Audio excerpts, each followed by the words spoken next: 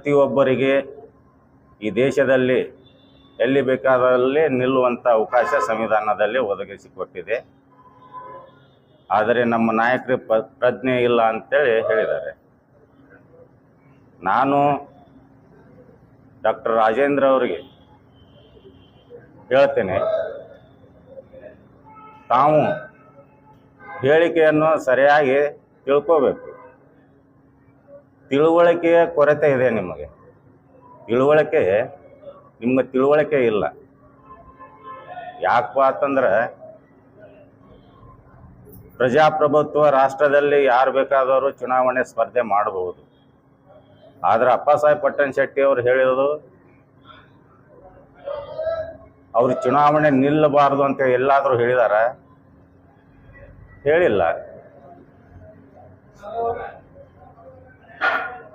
ಚುನಾವಣೆಯಲ್ಲಿ